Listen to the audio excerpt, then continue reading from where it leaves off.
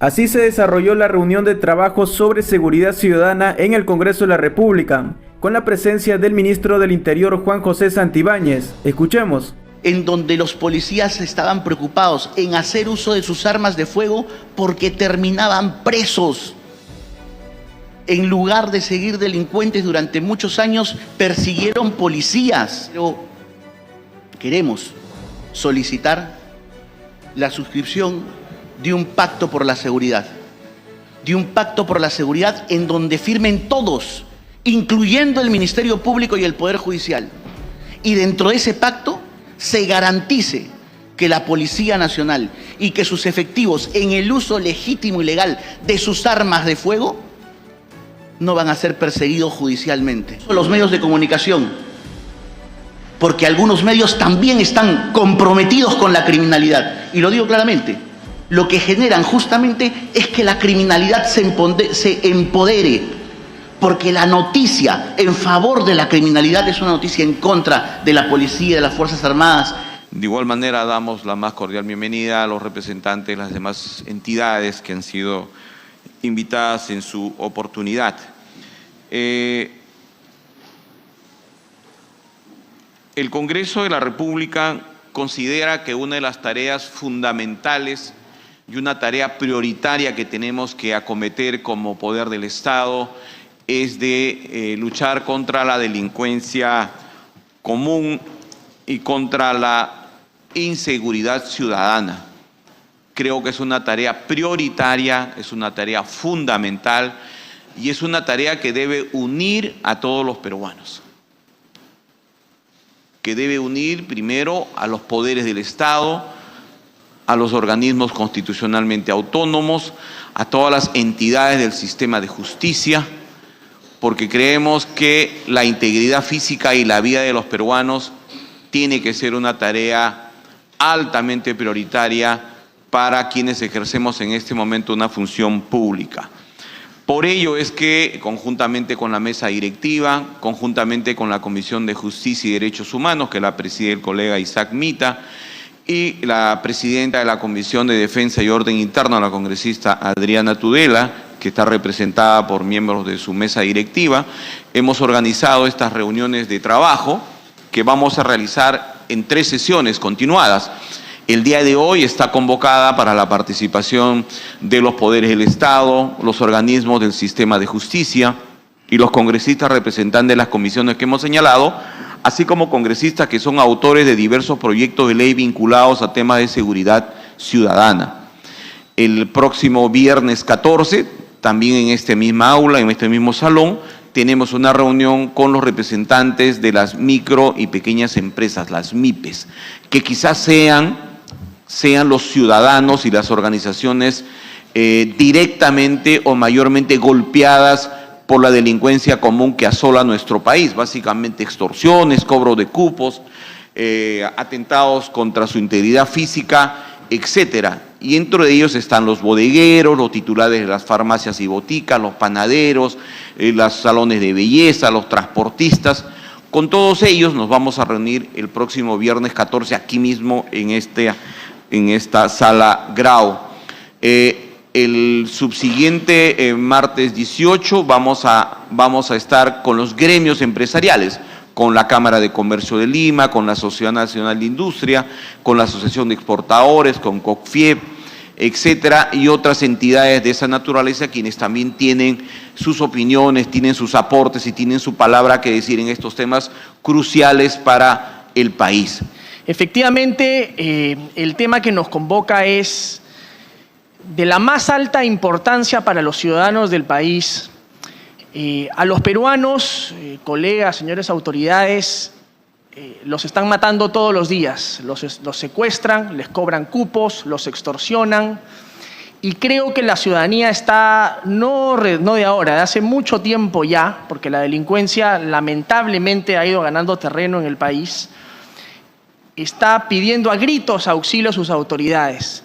Y me parece fundamental que los distintos poderes del Estado podamos unirnos, porque esta es una tarea que evidentemente requiere de la colaboración al más alto nivel de los 3 poderes del Estado, a quienes además les competen cosas diferentes y que cada uno tiene una tarea muy específica que cumplir.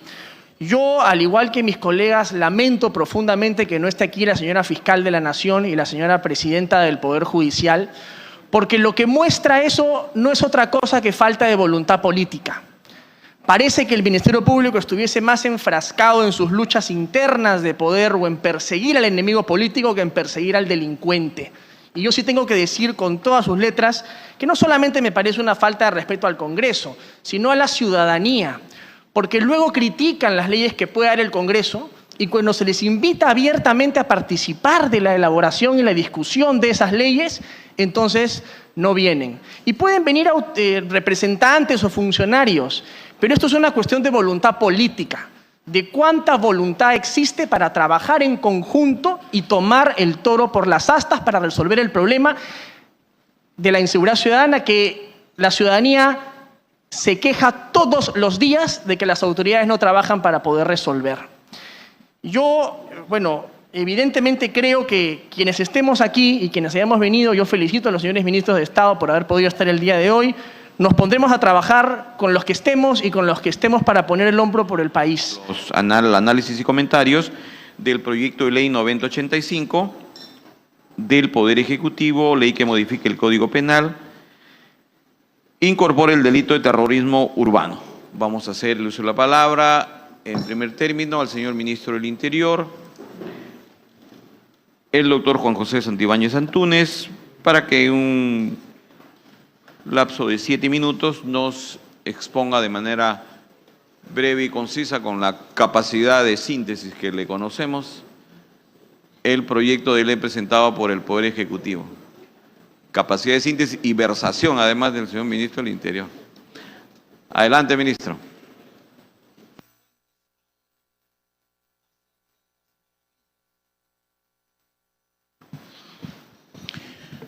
Muchísimas gracias, señor presidente del Congreso de la República, doctor Eduardo Salguana, señores vicepresidentes del Congreso, doctora Patricia Juárez, doctor Alejandro Cabero, y señores congresistas Isaac Mita, Mari Carmen Alba, Roberto Camiche, Elvis Vergara, Luis Gustavo Cordero, Segundo Quirós y la señora congresista Montesa.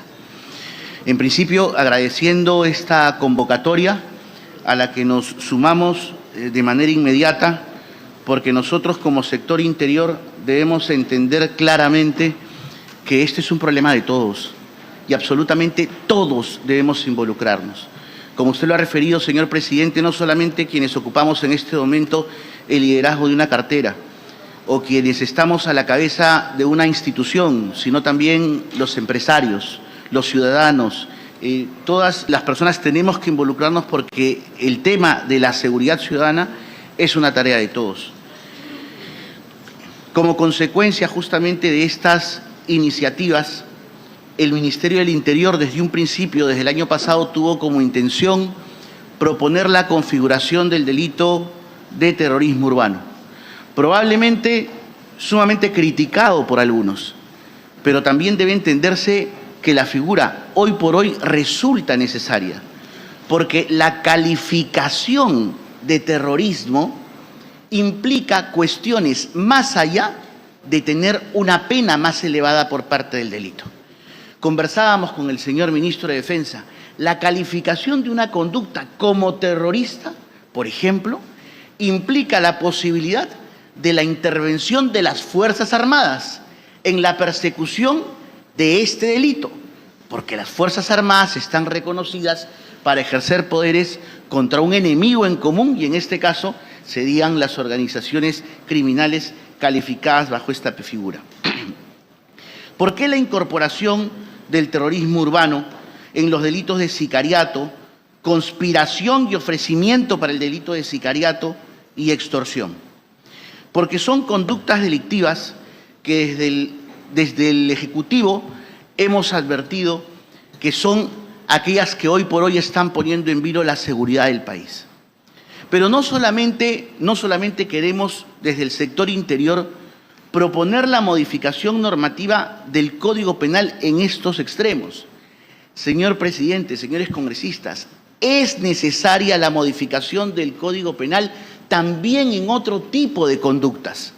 Por ejemplo, la receptación. Se sanciona con pena efectiva al que roba. Se sanciona con pena efectiva al que vende. Pero el que compra no va a la cárcel. Y el que compra justamente es el que incentiva el mercado criminal. Existen delincuentes que asaltan con una pistola para robar un celular porque existe gente que le compra los celulares ensangrentados. Eso tiene también que formar parte de la modificatoria del Código Penal que nosotros estamos proponiendo.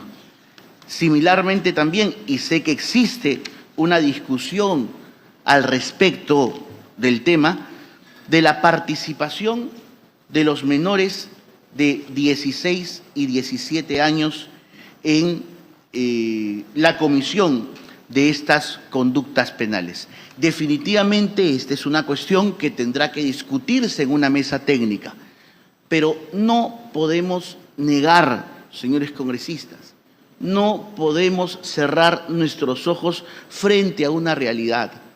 Las organizaciones criminales hoy por hoy están usando a estos jóvenes con capacidad de discernimiento para dejar una granada en una tienda. Los están utilizando para coger un arma y disparar. ¿Por qué? Porque las organizaciones criminales conocen de la inimputabilidad penal que este tipo de personas con esta categoría tienen hoy para la justicia. Esta modificatoria del Código Penal del delito, de los delitos para que sean calificados como terrorismo urbano está contemplada en considerar que la conducta que cause terror o zozobra en la población a través de la comisión de cualquiera de estos delitos tiene que ser reprimido con una pena de libertad no menor de 30 años. Algunos podrán decir, las penas ya están previstas en el Código Penal y por tanto solamente significaría esto un cambio de nomenclatura. Eso no es cierto, señor presidente y señores congresistas, porque el hecho que una conducta sea calificada como conducta terrorista implica, primero, cambio del sistema, porque ya no puede ser el delito perseguido por un fiscal común, tiene que ser perseguido por un fiscal especializado en delitos de terrorismo. ¿Quién lo va a juzgar? Ya no lo va a juzgar un juez común, va a juzgarlo un juez especializado en delito de terrorismo. El procurador que va a representar al Estado va a ser el procurador especializado en delito de terrorismo. Y si es un cabecilla, como lo es Mamut, Satanás, Taquire, que son los cabecillas que están presos hoy en Chayapalca por el Tren de Aragua, también pueden ser enviados no solamente a un penal cualquiera, sino a la DINOES o a la base naval. ¿Por qué? Porque es delito de terrorismo. Es decir, confluyen una serie de cosas adicionales solamente a la modificación normativa que es necesaria, a criterio nuestro, que sea modificado y reevaluado.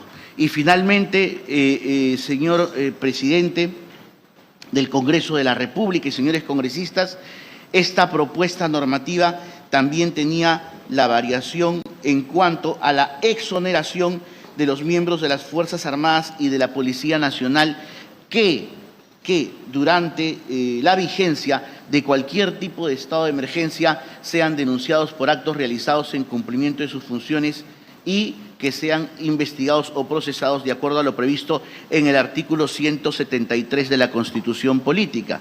¿Qué implica esto? La justicia militar, que consideramos que sería la más idónea y la más justa para poder resolver y poder tratar estos temas.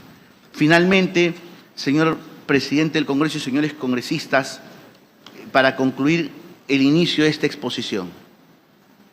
Y con esto quiero dirigirme también a toda la ciudadanía a través suyo, señor presidente. Bien lo dijo hace unos minutos el doctor Cavero. Nosotros en este momento nos estamos enfrentando a una ola criminal que tiene más de 30 años. Los pulpos tienen 30 años, la jauría tiene 20 años, los injertos 18 años, Más de 200 organizaciones criminales identificadas por la Policía Nacional. Tienen más de 15 años.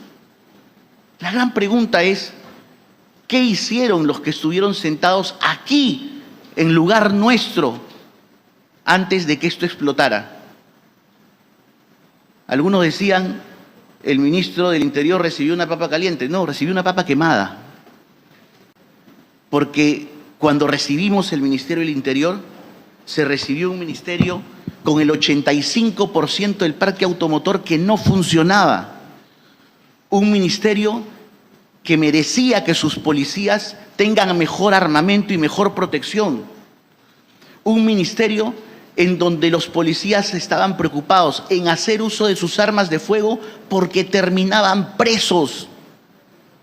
En lugar de seguir delincuentes durante muchos años, persiguieron policías. Y es más, en este momento, señor presidente, debo informar a usted y a todos los señores congresistas que hoy no es la excepción, porque en este momento están notificando a más de 1000 efectivos policiales que tienen más de 85 años, los están denunciando por supuestos delitos cometidos hace 30 años en la lucha que dieron contra el terrorismo y la delincuencia. Nos piden seguridad y luego cuestionan la forma como se las damos. Nos piden seguridad y luego los policías terminan denunciados. Hemos visto un caso público en San Borja en donde un efectivo policial terminó con una bala en la cabeza porque no quiso desenfundar su arma de fuego. Porque sostuvo que si él desenfundaba y disparaba, probablemente lo que sentía es que terminaría bastantes años en la cárcel, como en este momento están purgando muchos policías y de los cuales nos hemos encargado. Agradezco particularmente, señor presidente y señores congresistas, que se forme esta comisión tan importante para establecer lineamientos que nos permitan a todos luchar contra la inseguridad ciudadana. Pero también, señor presidente, y entre otras cosas, queremos solicitar la suscripción de un pacto por la seguridad. De un pacto por la seguridad en donde firmen todos, incluyendo el Ministerio Público y el Poder Judicial. Y dentro de ese pacto se garantice que la Policía Nacional y que sus efectivos, en el uso legítimo y legal de sus armas de fuego, no van a ser perseguidos judicialmente.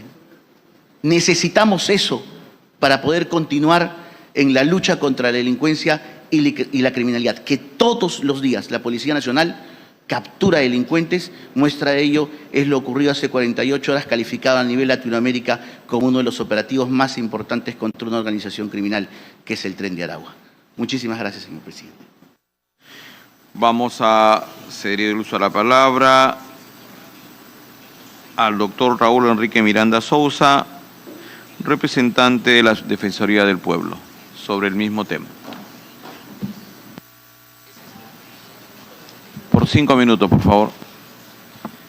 Muchas gracias, señor presidente del Congreso, congresista Eduardo Salguana, señora congresista Patricia Juárez, señor congresista Alejandro Cabero y demás congresistas presentes. Un saludo especial también para el ministro de Defensa y el ministro del Interior.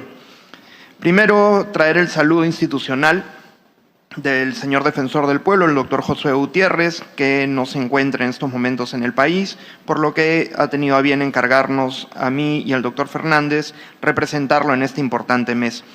Lo primero, felicitar esta iniciativa de parte del Congreso de la República, porque esto refleja lo que desde la Defensoría siempre hemos pensado, que el enfrentar la inseguridad ciudadana y el crimen organizado pasa principalmente por un tema de unidad, de voluntad política de hacer frente a esta situación, de parte de los poderes del Estado, de los organismos constitucionalmente autónomos y principalmente de los organismos que participan en el sistema de justicia, es decir, los operadores de justicia.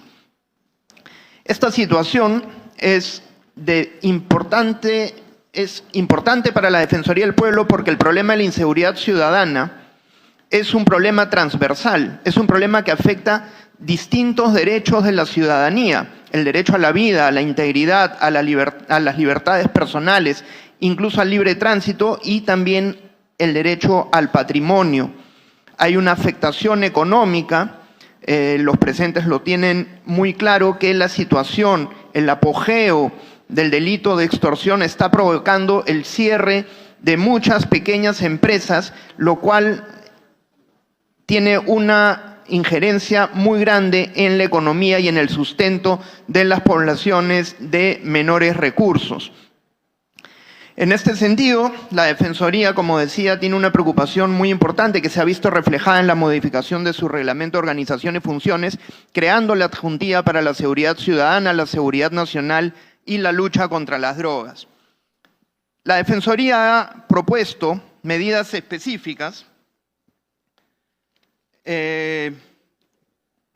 como propuestas, como aportes para la lucha contra la delincuencia. Y creemos que esto debe partir por reconocer la situación.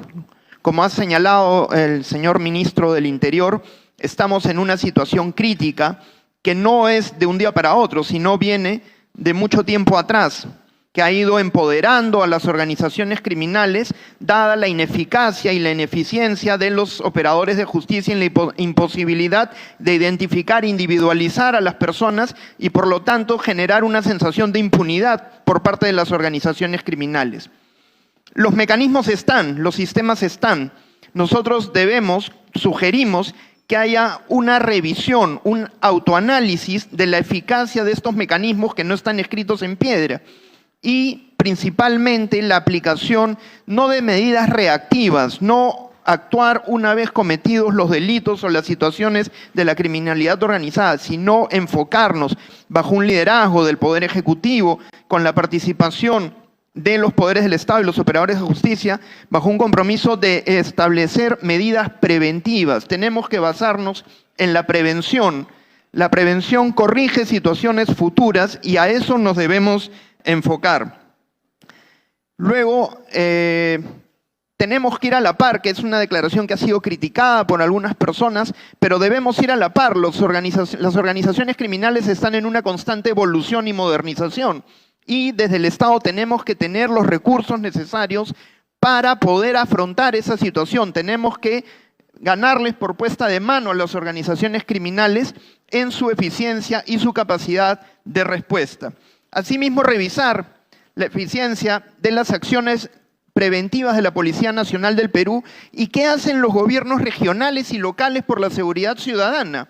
Hay ejecución bajísima de presupuestos en estos temas que, como decía, generan un clima de impunidad. Efectivamente, me sumo a la preocupación por la no asistencia de la presidenta del Poder Judicial y la señora fiscal de la Nación. Disculpen, entonces. Bienvenida, señora fiscal de la Nación. Perdón, presidenta del Poder Judicial. Disculpe, doctora. No veía bien. Bueno, decía, hay que evaluar el sistema de fiscalías de prevención del delito y, por favor, un mayor liderazgo desde el Ejecutivo.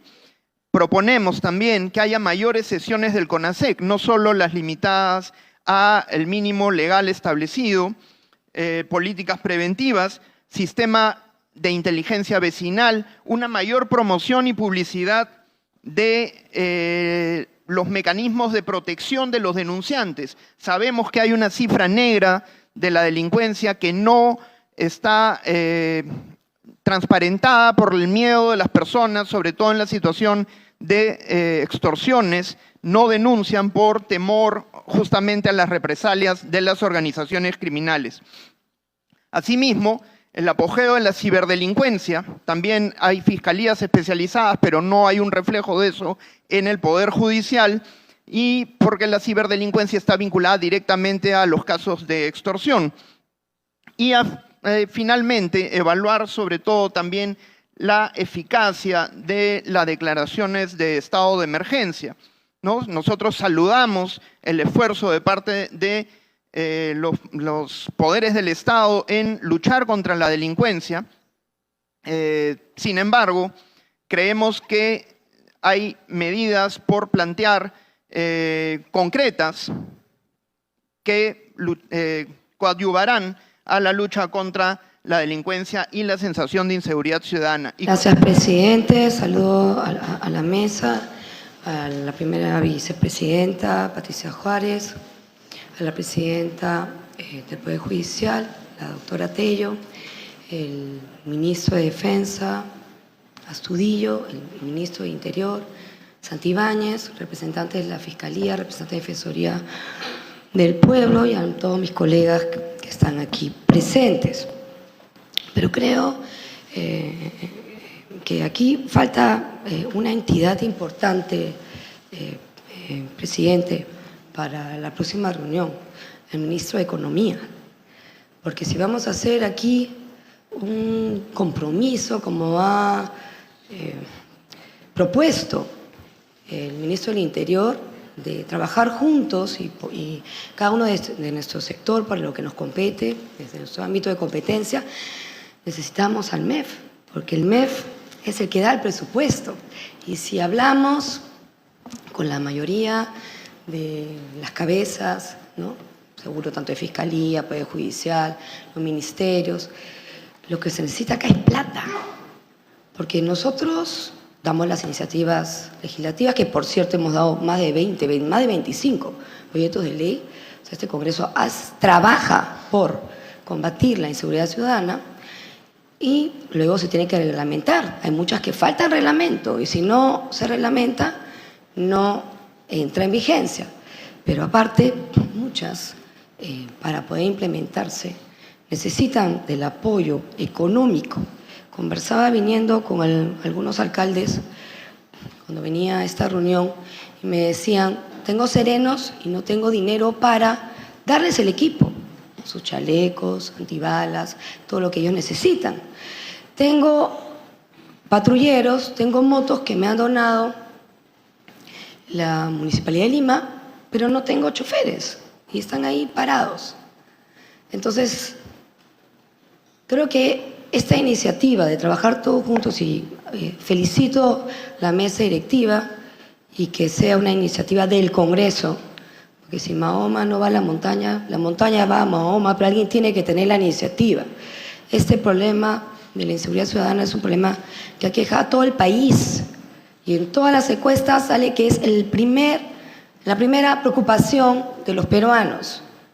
Entonces, la ciudadanía pide que trabajemos juntos y del Congreso toda la disponibilidad, aquí lo demuestra la mesa directiva y los congresistas, de trabajar por nuestro país.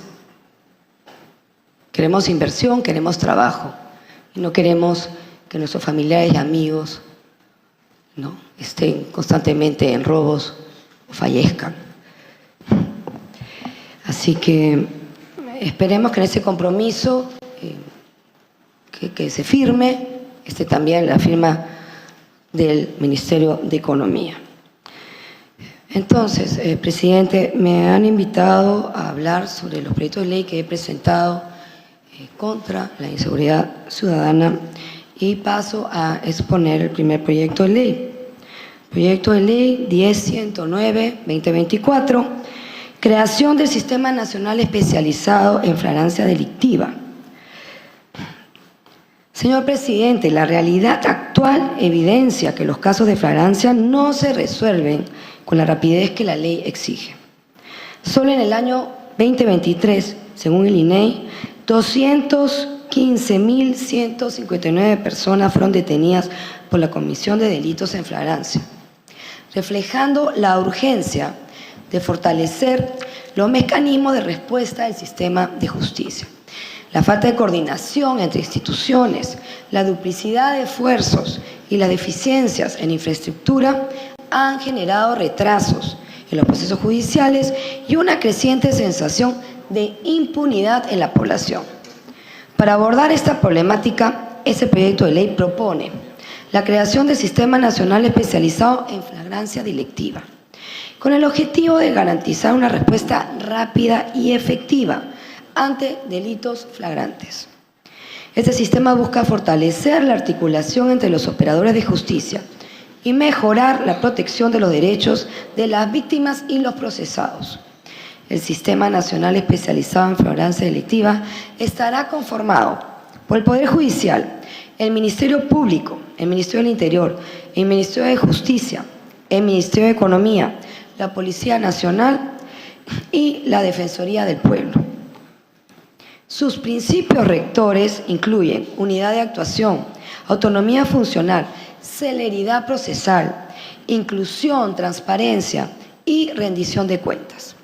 Como parte de esta iniciativa, se propone la creación del Consejo Nacional Especializado en Flagrancia Delictiva, presidido por el presidente del Poder Judicial e integrado por las instituciones que conforman el sistema. Este Consejo tendrá la responsabilidad de coordinar con el INPE, la Dirección General de Defensa Pública y Acceso a la Justicia, así como con los representantes de los gobiernos locales donde operan las unidades de flagrancia. El Consejo tendrá funciones claves, como la definición de políticas, protocolos y planes para la implementación de las unidades de flagrancia, la aprobación y evaluación de programas y proyectos relacionados y la promoción de cooperación internacional mediante el intercambio de experiencias. Además, elaborará un informe anual y asumirá cualquier otra función necesaria para el cumplimiento de sus objetivos. La Secretaría Técnica estará a cargo de una unidad del Poder Judicial, desempeñando sus funciones de forma ad honorem.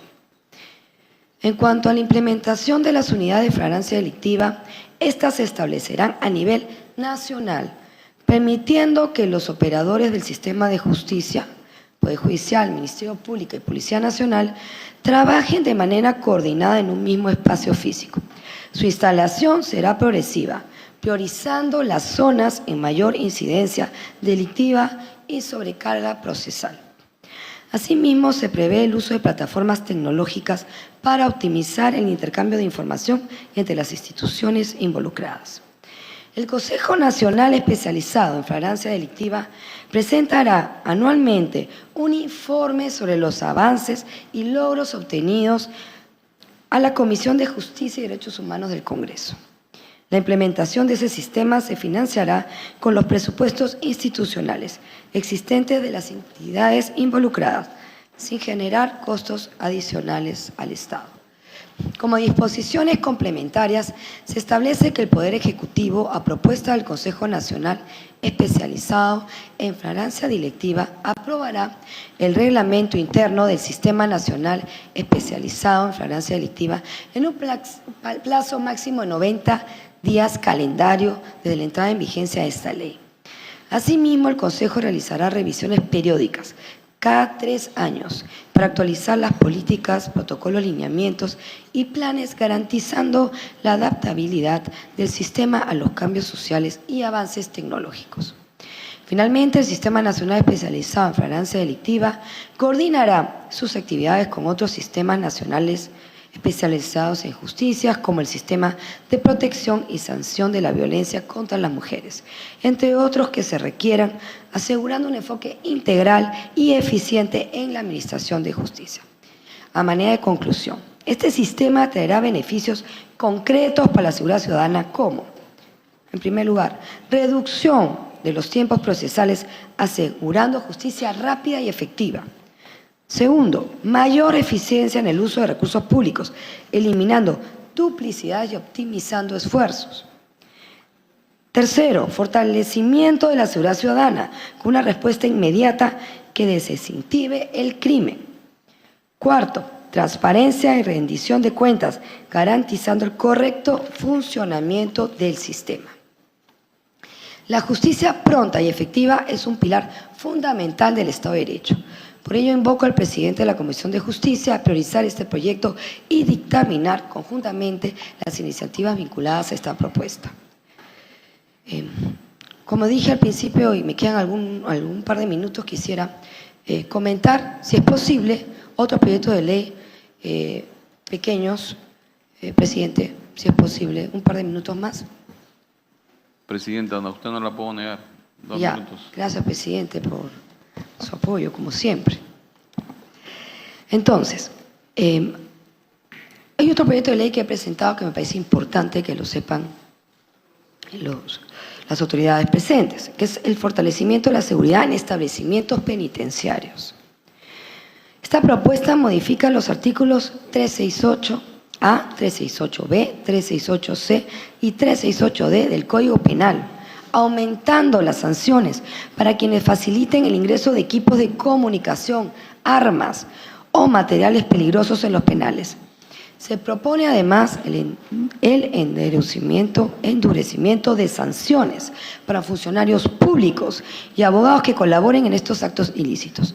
Mayor control sobre la entrada de celulares y dispositivos tecnológicos utilizados para extorsiones, secuestros y otros delitos desde las cárceles. Esta iniciativa está respaldada por el Ministerio de Justicia y busca frenar el crimen organizado que opera desde los penales. Todos sabemos que de los penales hacen toda la llamada de extorsiones. Entonces, ya hagamos algo, todos juntos aquí presentes. No podemos seguir. Yo misma recibo llamadas de los penales todos los días. Segundo proyecto de ley, Ley 9656-2024, ley que sanciona la activación de tarjetas SIM sin consentimiento del titular. Las extorsiones en el Perú han crecido sin control y en la mayoría de los casos los delincuentes usan chips móviles activados ilegalmente, usurpando la identidad de ciudadanos inocentes. Este vacío de seguridad les permite operar con total impunidad, amenazando emprendedores, comerciantes y familias enteras. Por eso este proyecto de ley que quiere enfrentar el problema de raíz. Cárcel para quienes activen chips sin consentimiento, prohibiendo la venta ambulatoria de chips, sanción para quienes compren o usen chips ilegales, mayor control a las empresas de telecomunicaciones. Esta iniciativa ya fue aprobada por la Comisión de Justicia, pero aún falta la aprobación del dictamen en la Comisión de Defensa al Consumidor. Por lo que, señor presidente, solicito tenga bien poner sus buenos oficios para que sea aprobado también en el Pleno, en su momento, como un paquete de normas que ayuda a combatir la criminalidad. Tercer proyecto de ley, regulación del uso de motocicletas en la lucha contra la inseguridad ciudadana. Este proyecto modifica el decreto legislativo 1216, estableciendo restricciones para el uso de motocicletas en zonas declaradas en estado de emergencia por seguridad ciudadana. Entre sus principales disposiciones se incluyen prohibición del transporte de acompañantes en motocicleta en áreas declaradas en emergencia, restricción del uso de motocicletas entre las 7 de la noche y las 6 de la mañana a nivel nacional, con excepciones para personal esencial, registro obligatorio para quienes requieren trasladar familiares en motocicleta. Esta medida responde al incremento de delitos cometidos con motocicletas como robo, sicariato y busca reducir la criminalidad mediante sanciones progresivas. Y el último proyecto de ley, antes que me quiten el tiempo, es el proyecto de ley 9110, endurecimiento de penas por sicariato y extorsión. Ante el crecimiento alarmante de estos delitos, este proyecto de ley propone cadena perpetua si la extorsión involucra armas de fuego, explosivos, secuestro prolongado o lesiones graves a la víctima. Ampliación de circunstancias agravantes, incluyendo casos donde las víctimas sean funcionarios públicos o prestadores de servicios. Declaración de interés nacional para la creación de unidades de flagrancia y laboratorios criminalísticos que refuercen la lucha contra la delincuencia.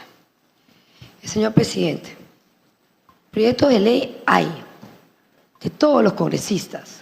Preocupación por este Congreso para combatir la seguridad ciudadana está una preocupación de todos.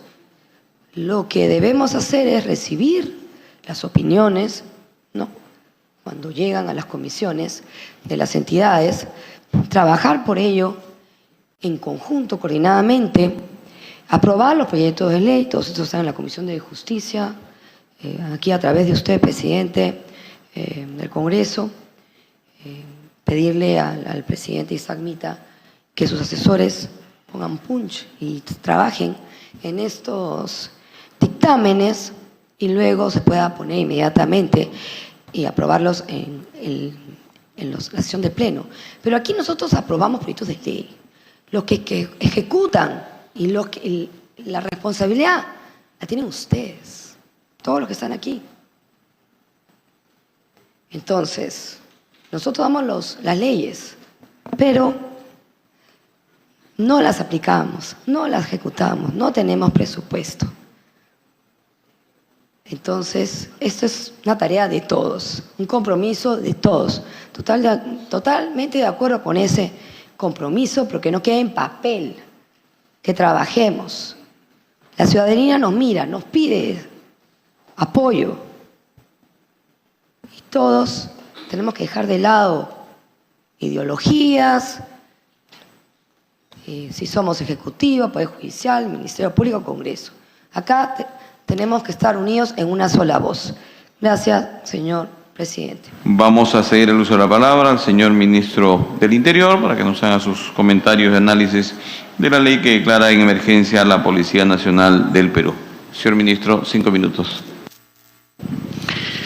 Señor presidente, por su intermedio, muchísimas gracias, porque efectivamente todas las iniciativas de los señores congresistas y la preocupación que existe por reconocer que la Policía Nacional del Perú está en emergencia, creo que es escuchar la voz de quienes la estamos liderando y de quienes hemos podido advertir cuestiones que otros gobiernos no trataron.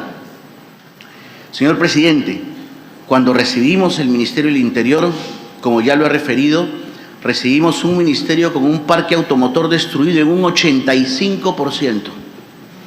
Recibimos un Ministerio del Interior en donde los policías, muchos de ellos, había escasez de municiones, sin chalecos antibalas, no hay vehículos blindados, o no había vehículos blindados, y con un déficit de personal de aproximadamente 60.000 policías. Para que se tenga en cuenta, en 1997 éramos casi 20 millones de peruanos y la fuerza policial estaba conformada por 139.000 efectivos. El día de hoy somos casi 40 millones de peruanos y la Policía Nacional sigue siendo 140.000 efectivos. Tenemos un déficit de 60.000 efectivos policiales que tienen que ser destinados a la lucha contra la criminalidad y también para las operaciones necesarias que tienen que combatir las organizaciones criminales. Y advierto en las propuestas formuladas con mucho ánimo, y tengo que saludarlo y agradecerlo como el funcionario que lidera el sector, la preocupación del Congreso de la República por, primero, en advertir estas cuestiones y segundo, en tratar de mejorar a través de diversos programas o diversas propuestas el recorte de estos márgenes. Hemos recibido nosotros el 2024, cuando asumimos la gestión, definitivamente el apoyo necesario del Ministerio de Economía, y hoy por hoy, en el 2025, el Ministerio del Interior tiene uno de los más importantes presupuestos en su historia. Eso, de acuerdo al plan que se tiene justamente de implementación de logística, no solamente nos va a permitir, y esto porque fue una disposición de la señora Presidenta Constitucional de la República, nos ha permitido reducir ese margen de 85% hoy al 64%. Definitivamente es poco, sí, aún es poco, pero ya estamos trabajando. Por otro lado, acabamos de suscribir hace una semana ya la compra de nuevo armamento para la Policía Nacional del Perú, cuya primera entrega será en 40 días y la próxima entrega dentro de los próximos 5 meses. Estamos en este momento contando con presupuesto para iniciar un proceso de asimilación de 1.500 efectivos y asimilación de suboficiales de servicios. ¿Por qué no hacer un proceso de incorporación a las escuelas técnicas, señor presidente, señor vicepresidente, señores congresistas y todos los presentes? Porque de acuerdo al programa de la SUNEDU, si hacemos una incorporación de jóvenes para que sean suboficiales técnicos, significa que tenemos que mantenerlos en la escuela un periodo mínimo de 2 años. Nosotros no necesitamos policías para cada 2 años, necesitamos policías para hoy. Y lo que hemos estructurado es la posibilidad de tener un programa de asimilación para suboficiales técnicos que sean licenciados de las Fuerzas Armadas. ¿Por qué licenciados de las Fuerzas Armadas? Porque ya tienen manejo en el uso del armamento. Y por tanto van a recibir una instrucción de aproximadamente 1 mes y medio en legislación policial, en el uso de la fuerza aplicable a la función policial, en los manuales policiales, y justo esa instrucción va a ser también en los cuarteles en coordinación con el ministro de Defensa, y en 1 mes y medio contaremos con 1.500 efectivos más. Terminado ese 1 mes y medio empezaremos con otros 1.500. Terminado eso con otros 1.500. La idea es a finales de año contar cuanto menos con 10.000 efectivos policiales más, suboficiales de servicios asimilados. Y en base a esta carrera pronta, igual existen otros planes de incorporación para que la ciudadanía pueda sumarse incluso a formar filas de la Policía Nacional del Perú. Pero estamos trabajando ardua y duramente para poder reducir las brechas. No solamente ya se suscribió el contrato por más de 7.000 fusiles, el contrato ha sido suscrito con la empresa FAME, por ley estamos obligados a hacerlo. Estamos en un proceso de compra de 40.000 pistolas, previamente hemos tenido que hacer el proceso de homologación. Igualmente ya se está en el proceso de la entrega, que estimo que va a ser aproximadamente en 30 días, de un importante número de chalecos para nuestros efectivos policiales, que son de 3 tipos: chalecos para manifestaciones, chalecos para equipos operativos y chalecos para policías regularmente en el ejercicio de su función. Estamos en el proceso de compra de los vehículos multipropósitos para la Policía Nacional, y lo que es quizás una de las cosas más importantes y que nos ha permitido afianzar, en este caso, el espíritu de nuestra policía. En la próxima semana están ingresando los 200 nuevos abogados asimilados, o mejor dicho, recategorizados, de suboficiales a oficiales en la Policía Nacional del Perú, justamente para que defiendan al personal policial que sea investigado y procesado por el uso de su arma de fuego en el ejercicio de la función pública. Es cierto, como dice el señor congresista Elvis Vergara, a quien agradezco por las iniciativas presentadas, es cierto que tenemos una ley, la 32.026, señor presidente, pero 20 años nos han perseguido. 20 años. Tenemos efectivos policiales que hoy están en prisión por haber hecho uso de su arma de fuego. Tenemos un caso emblemático en la Policía Nacional, el caso de Elvis Miranda, un suboficial que le dio muerte a un delincuente. Lleva 6 años en proceso. 6 años. Y ni siquiera tiene una sentencia. Me preguntan a mí muchas veces, y lo digo, señor presidente, con mucho respeto, lo digo con muchísimo respeto, porque me preguntan cuándo comenzó a caer Trujillo.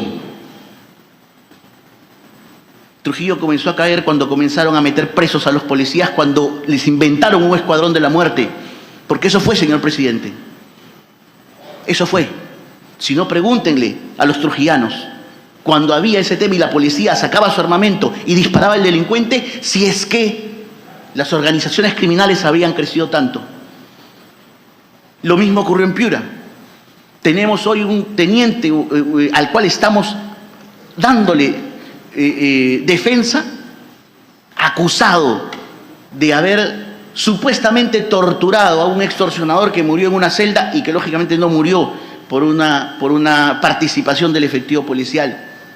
Muere, señor presidente, porque le dio peritonitis. Pero acusan al policía,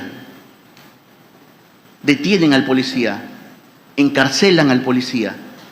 Las cárceles no están hechas para los policías, señor presidente, están hechas para los delincuentes. Como reitero, nos piden seguridad y luego cuestionan la forma como se las damos. Definitivamente hay que reconocer, como en todos lados, que existen buenos y malos policías, pero son más los buenos. Son más los buenos que todos los días salen a combatir la delincuencia y que todos los días detienen delincuentes. Es por ello y es por ellos que alzamos la voz. Hoy tenemos un marco jurídico que saludo, pero hay que cambiar la mentalidad. Hay que empoderar a nuestra Policía Nacional del Perú. Y por eso es que nosotros conversamos de un pacto, del Pacto Nacional, en donde participemos todos, incluso los medios de comunicación, porque algunos medios también están comprometidos con la criminalidad. Y lo digo claramente. Hace poco, casi todos los canales de televisión, incluso un dominical de un canal respetable, dice, una plataforma, Numbeo, dice que el Perú está en el 10º país de la criminalidad. ¿Cuántos votos tiene esa plataforma? 450. Es decir, con 450 votos han llegado a esa conclusión. El día de hoy estamos en el puesto 23, porque entraron 3 personas más y opinaron. O sea, esa es la seriedad con la que informan los medios, la seriedad con la que informan los medios de comunicación, y todo con el único ánimo de desprestigiar, porque no hay otra cosa. Es una campaña de desprestigio. Y no se dan cuenta que enfrentándonos a todos, lo que generan justamente es que la criminalidad se empodere, porque la noticia en favor de la criminalidad es una noticia en contra de la policía, de las Fuerzas Armadas, del poder ejecutivo, del poder legislativo, del poder judicial, de todos. Y para concluir, señor presidente, si bien es cierto nosotros, y agradezco, y el Ministerio del Interior estará de acuerdo, señor presidente, a través de sus órganos competentes, y apoyará toda propuesta, como lo han formulado los señores congresistas Luis Cordero y Elvis Vergara, y también todos los señores congresistas, la congresista Montesa. Apoyaremos todas las propuestas que vayan dirigidas a potenciar al Ministerio del Interior y a potenciar la Policía Nacional. Y para concluir, señor presidente, los derechos humanos que debemos proteger son los derechos humanos de los buenos ciudadanos. Son los derechos humanos de todos, de los policías, de los militares, pero de todos aquellos que quieren una vida mejor.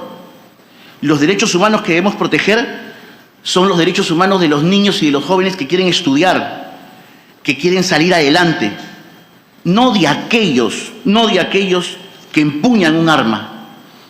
Dicen que el Ministerio del Interior está equivocado cuando propone que se considere o que se evalúe o que se analice poder considerar a los jóvenes de 16 y 17 años como actores criminales. El 21 de enero de 2025 cayó un extorsionador de 17 años con dinamita, con una carta extorsiva a una bodega, miembro de los Ejércitos del Norte, 17 años. El 6 de diciembre en Chao Virú cayó un menor de 16 años, extorsionador, con explosivos, con armamento, que extorsionaba a una familia y le pedía 45.000 soles. El 19 de diciembre del 2024 en Huamachuco cayeron 2 menores, uno de 16 años y uno de 17 años, por delito de extorsión, que le pedían a una familia bodeguera 20.000 soles. 20.000 soles. Queremos ser El Salvador. Queremos ser El Salvador. Pero sin embargo no estamos dispuestos a aplicar esas políticas. Para que los ciudadanos lo sepan, una de las cosas que hizo El Salvador fue justamente cambiar esto, señor presidente. Y entre el 2022 y 2023 detuvo a 3.319 jóvenes entre 15 y 18 años. 1.000 de ellos ya tienen penas de 12 años de cárcel. Queremos ser El Salvador, pero ponemos todas las excusas del mundo para no tener el valor de cruzar la línea y hacer algo. Sentémonos en la mesa, tomemos decisiones, hagamos algo, señor presidente. Porque finalmente nuestra gestión puede quedarse o no, pero la criminalidad va a continuar y va a seguir creciendo. Muchísimas gracias, señor presidente. Señor ministro.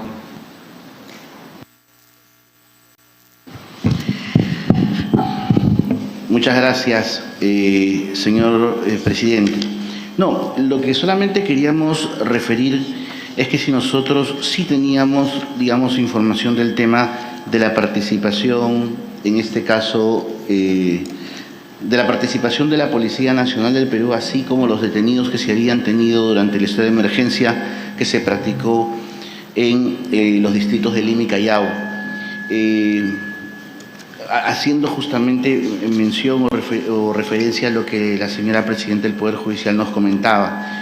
Sí es cierto, sabemos que el tema de la cuestión de la minoría de edad es una cuestión discutible, o sea, y que no es el escenario probablemente para generar algún tipo, digamos, de discusión técnica o de controversia.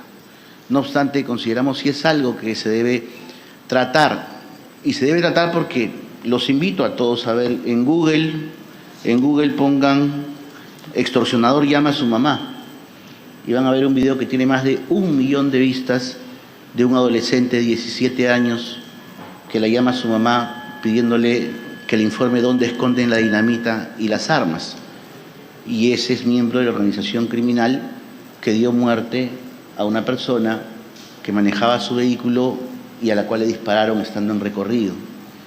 Entonces, el tema en este caso de tener la pena a un menor de edad, como reitero, es una cuestión que se puede poner sobre la mesa, pero creo que es algo a lo que no podemos cerrarnos porque la realidad hoy por hoy nos obliga a tomar acciones o algún tipo, creo yo, de tener algún tipo de visión al respecto. Pero como reitero, creo que no es el escenario. Habría que convocar a muchos técnicos para poder conocer y ver qué solución se puede tomar con respecto a este tema. Y como reitero, señor presidente, o sea, creo que todos los que están aquí presentes en la sala citan o mencionan a nuestro vecino país de El Salvador como un ideal de seguridad ciudadana. Ese país justamente tomó este tipo de decisiones. Y hoy por hoy, como reitero, tiene más de 3.300 jóvenes con capacidad de discernimiento en las calles y más de 1.000 con una sentencia que la cumplen en un penal, como cualquier otro delincuente, no en un establecimiento, digamos, distinto. Pero como refiero, esto es un tema técnico que habría que referirlo con mayor detalle. Lógicamente los adultos o quienes tienen mayoría de edad, más de 18 años, son los que participan constantemente en estas bandas criminales. Es importante referir que durante los estados de emergencia, la Policía Nacional del Perú, conjuntamente con las Fuerzas Armadas, ha tenido 13.525 detenidos, de los cuales 1.380 fueron capturados por requisitorias, 931 detenidos extranjeros, 261 detenidos menores de edad, 261, 10.953 detenidos peruanos y más de 1.035 vehículos intervenidos. Eso ha permitido que la Policía Nacional y la Fuerza Armada, en aplicación justamente de los estados de emergencia, haya logrado desarticular durante el periodo del estado de emergencia 458 bandas criminales y 248 intervenciones de bandas criminales, porque hay que diferenciar organización criminal de bandas criminales,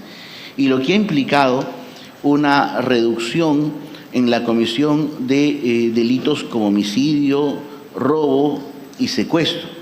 Hay que reconocer que en el tema de la extorsión sí tenemos un mantenimiento de las cifras y que es algo que nosotros estamos tratando de atacar, como ya lo hemos referido, con la adquisición de logística, mejoramiento del presupuesto de inteligencia. Hemos mejorado el presupuesto de inteligencia en más de un 30%, con la finalidad y con la intención de poder detectar a los integrantes de estas organizaciones criminales y poder detenerlos en flagrancia. Aproximadamente en el mes de diciembre, el Ministerio del Interior entregó recursos a 13 distritos declarados en emergencia, casi 21.290.000, para la compra de patrulleros y de motocicletas, y de esta manera poder fortalecer fortalecer el parque automotor de la Policía Nacional, que como refiero hoy está ya prácticamente mejorando, está en un 64%. Estamos en la adquisición de mayores vehículos por parte de la policía. Se adquirieron para la policía 200 vehículos el 2024 y este 2025, en los primeros 6 meses, vamos a adquirir 200 más. Y adicionalmente a ello me voy a permitir compartir con su presidencia, señor presidente del Congreso, alguna información mayor y detallada que por un tema de compartimentaje y seguridad no puedo compartirle en esta sesión. Muchas gracias. Bien, entonces, con la intervención del señor ministro, damos por concluido la primera mesa de trabajo convocada para el día de hoy y agradecemos la participación de los señores congresistas, de la señora presidenta del Poder Judicial, la doctora Yanet Tello Gilardi, a los señores ministros del Interior y de Defensa, a los señores representantes del Ministerio Público, del Ministerio de Justicia y la Defensoría del Pueblo, y a las vicepresidentes que nos han acompañado toda la mañana. Creo que esto nos hace tener como conclusión, primero, de que para todas las entidades participantes el tema de seguridad ciudadana es prioritario. Es prioritario para nuestras instituciones en defensa de los ciudadanos. Segundo, que necesitamos trabajar en ese sentido de manera conjunta. Y tercero, que el Congreso está totalmente con las puertas abiertas. Las comisiones de Justicia y de Defensa van a continuar con este trabajo de debate para la formulación de los dictámenes correspondientes y sean realmente los proyectos de ley que aprobemos en el Pleno, respondan realmente a las reales necesidades del país, ¿no? Eso es lo que nosotros como presidencia del Congreso aspiramos y estoy seguro que con vuestro concurso lo vamos a lograr. Esto va a continuar el próximo viernes con las pymes, el martes 18 con los gremios empresariales y el 27, como he señalado, va a haber un evento con especialistas vamos a traer de El Salvador, de Colombia y de la Comunidad Andina de Naciones para seguir discutiendo temas que no son fáciles de encarar, pero tenemos que dar una respuesta al país para encararlos de manera solvente y eficiente. Presidenta, muchísimas gracias. Bueno amigos, eso fue todo. No olviden suscribirse al canal y compartir el video. Hasta pronto.